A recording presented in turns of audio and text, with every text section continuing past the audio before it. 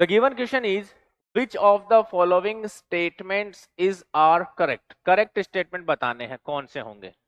ठीक, चलिए one by one start करते हैं। बोला गया है एलिमेंट्स ऑफ ग्रुप 15 यानी nitrogen family form electron deficient hydride. गलत स्टेटमेंट है दोस्तों। हाइड्राइड के रेस्पेक्ट में देखना, नाइट्रोजन जब हाइड्राइड बनाएगा तो NH3 बनाएगा।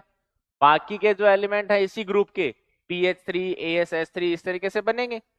ये जो होते हैं हाइड्राइड, ये इलेक्ट्रॉन रिच हाइड्राइड होते हैं। इलेक्ट्रॉन रिच हाइड्राइड, ठीक है ना दोस्तों। कैसे इलेक्ट्रॉन रिच की कंडीशन क्या होता है, सीधा सीधी सी अगर मैं पॉइंट बताऊं आपको, ग्रुप नंबर 15, 16 एंड 17 यानी nitrogen, oxygen and halogen family, इनमें क्या होता है कि जो हाइड्राइड बनते हैं वो हमेशा इलेक्ट्रॉन रिच होते हैं। क्यों? क्योंकि हाइड्राइड बनने के बाद सेंट्रल एटम के पास लोन पेयर अवेलेबल रहता है, और ऐसे हाइड्राइड जिनमें सेंट्रल एटम के पास लोन पेयर प्रेजेंट होता है उनको हम इलेक्ट्रॉन रिच हाइड्राइड बोलते हैं। इस तरीके से H2O की ऑक्सीजन फैमिली की बात की जाए तो H2O, H2S, H2SC, उनमें क्या हो गया, ऑक्सीजन के पास दो लोन पेयर।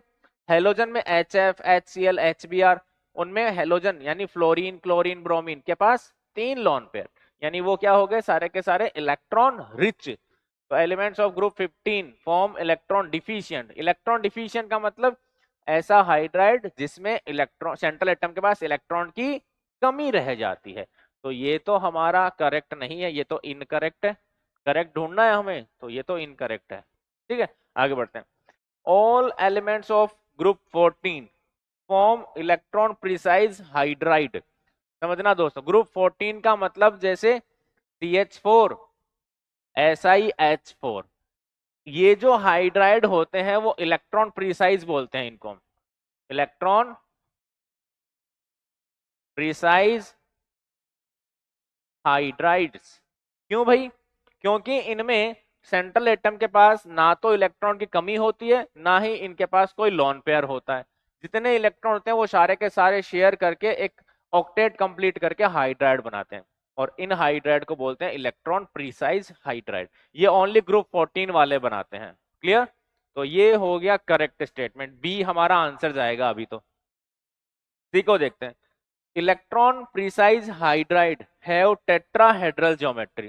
देखना दोस्तों, CH4, आप इसको बहुत ही बेसिक से पढ़ते आते हैं कि CH4 में कार्बन जो है वो अपने 4 इलेक्ट्रॉन शेयर करता है 4 हाइड्रोजन के साथ, और 4 सिग्मा बॉन्ड बनाता है। और 4 सिग्मा बॉन्ड का मतलब sp3 हाइब्रिडाइजेशन, और sp3 हाइब्रिडाइजेशन का मतलब तो आप जानते ही हैं, ज्योमेट्री कैसी होगी दोस्तों, टेट्राहेड्रल। टेट्राहेड्रल हो जाएगा। तो टेट्राहेड्रल ज्योमेट्री, यानी ये भी हमारा करेक्ट हो गया। डी पे चलते हैं। Electron rich hydrides can act as Lewis acid. Electron rich की बात कर रहे हैं, तो ये इलेक्ट्रॉन रिच हो गया हमारे पास NH3।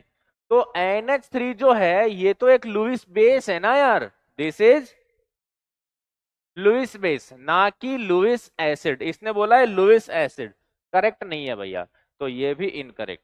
लुईस बेस किन को बोलते हैं? ऐसा कोई मॉलिक्यूल जो अपना, जिसमें सेंट्रल एटम या surrounding atom electron pair donate करता है। तो इसमें NH3 जो है नाइट्रोजन अपना लोन पेयर डोनेट कर सकता है, so this is an Lewis base. Okay, so answer is B and C.